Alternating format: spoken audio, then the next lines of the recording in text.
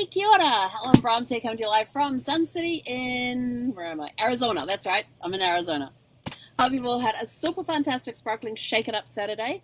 My day has definitely had a lot of shaking going on. It has been an incredible day.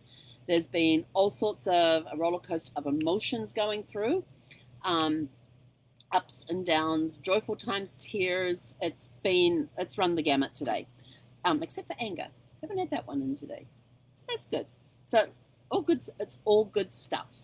So so how was your Shake It Up Saturday? Please let us know in the comments below what you did today to shake it up. Um, oh, I can't shake my pom poms. I've already put my pom poms away. Need a little table space here. But I've had an awesome, awesome day. It started off with watching the Duke of Edinburgh's funeral this morning. Woke up, got showered, dressed, and all of that good stuff, and was sitting here. I had it on the TV screen because BBC America, not BBC America, BBC were streaming it live on YouTube, for which I am thankful because I don't have TV, and so I had it up there on YouTube on the screen through Prime, and was watching it up there, all the pageantry, and even though it was scaled down, that it lost nothing of the meaning of the day. The thing I liked about it the most, well, it was, and I know that they said that he had a lot of say in the planning of his own funeral and everything else, which is awesome because he did a phenomenal job with the planning of it.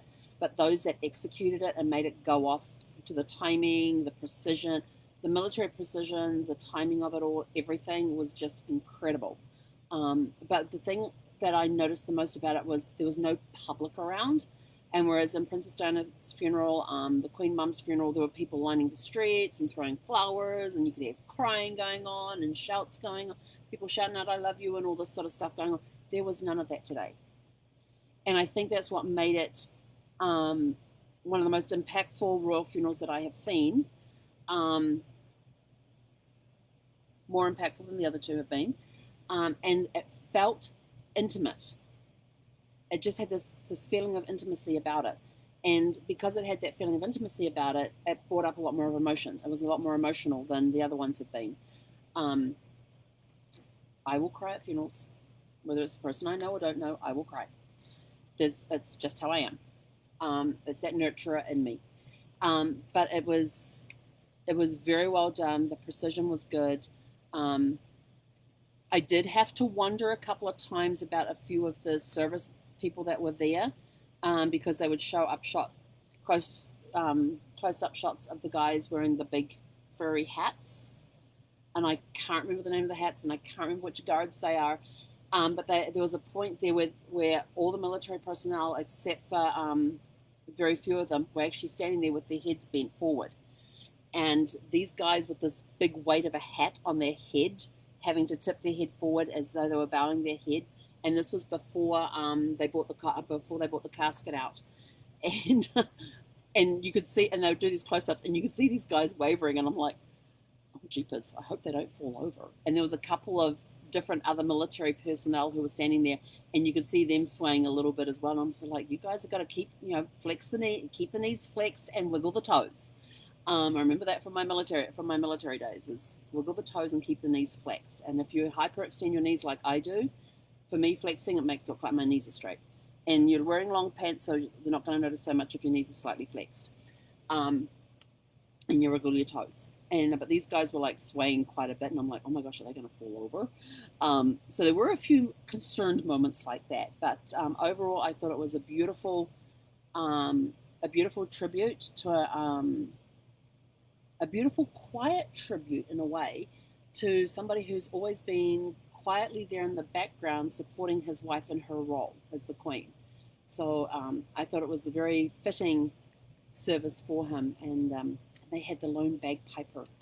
Oh my gosh, they had the bagpiper towards the end, and that and taps being played. A lot of emotions rolling at that time. So it was, and it finished right at 8 o'clock, and of course at 8 o'clock I was already late because Networking Riches started at 8 o'clock, and if you're on time, you're late.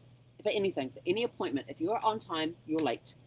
Because if you think about it, you got a 10 o'clock appointment, you come in at 10 o'clock, hey, how are you? Oh, let me just go grab a coffee, and then you sit down and you pull out your notebooks or whatever and get yourself organized, and you're probably about 10:15 by the time you get started. Arrive early, get set up, so that at 10 o'clock you're ready to go. So this morning I was late, and I was getting text messages like, where are you? Are you coming on? I'm so like, just finishing watching the funeral. I was texting people. People were texting me like, where are you? You're not on. Are you attending today? And I'm so like, yeah, but I'm just watching the funeral. And so I got on, and Networking Rich's emotional roller coaster today, especially when I always give my testimony about the Platinum Inner Circle program. And it always brings up a lot of emotions because Brad had such a huge role in that. And the Platinum Inner Circle, I've had such a huge role in my life before Brad passed and after he passed. So I always get emotional on that one as well. So, but it was a great day. I got notes. I got to meet some great people, some awesome people. I already have some people who have made appointments to meet up with me throughout the weeks coming up. Excuse me. Just got something caught there. So it was a very good day. Lots of great learning. We had breakthrough sessions today, which are always good. And as you know, I never talk about them. I just tell you how good they are, because I like those little light bulb moments. And then afterwards, I had a great conversation with a friend. She just needed help. And it was like a 5-minute thing. It wasn't even 5 minutes that I could help her out with. She had a question about something that I was able to help her with. We got it sorted out in like 2 minutes, and then spent like the next, I don't even know how long we were on the Zoom for. But we just got off, had great conversations, and they got caught up with each other a little bit. And so I thought, I'm going to do this right now because I'm going to go take a quick nap because I need it. And then I'm going to go hop in the golf cart and go do some laundry. Zeffie's not going to be happy about that, but maybe I'll take her for a walk beforehand and then come back and go over and do the laundry. In fact, that is probably what I will do, because by the time I take the nap and go to do the laundry and get back, it's going to be late to take her for a walk. So I'll go take a quick 30-minute power nap, go take her for a walk, come back, and then go do some laundry. Knowing me, I'll probably be too tired to go do laundry. So maybe I'll just go over and, but I've got the golf cart. Remember that, I got the golf cart so I can actually put the laundry on, tootle on back here till it's time to go back and take it out of the washing machine, put it in the dryer, and then I can come back here. And so Zeffie will only be by herself for a few minutes at a time, except for at the end of the dryer when I've got to fold the laundry. It always takes the longest for some reason. So it's a very emotional shake-up day today. It was good. Got to learn some new things. Got to watch the royal family say goodbye to a father, a grandfather, a husband. Got to be part of that.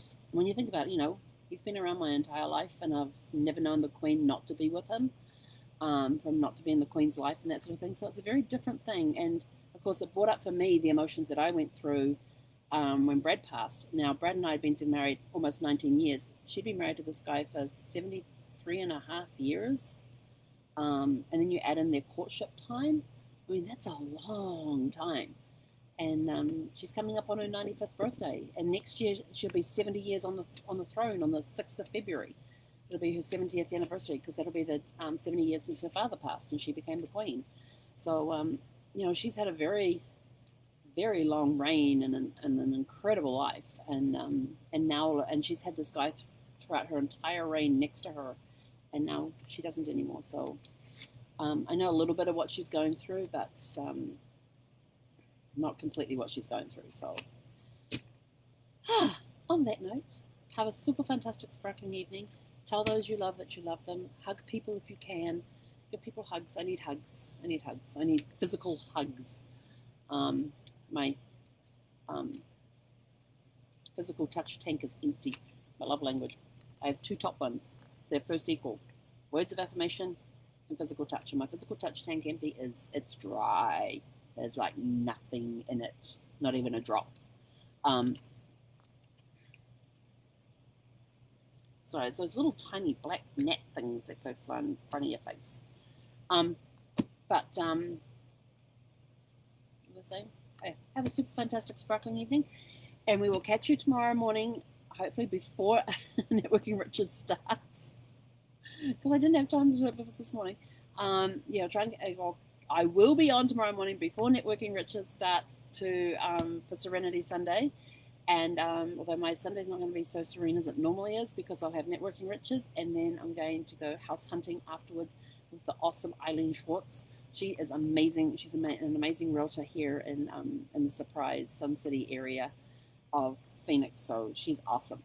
And she's been doing a lot of great work in the background for me too, and giving me references and stuff that I need, things that I need to do. Here's your to-do list. Go do it.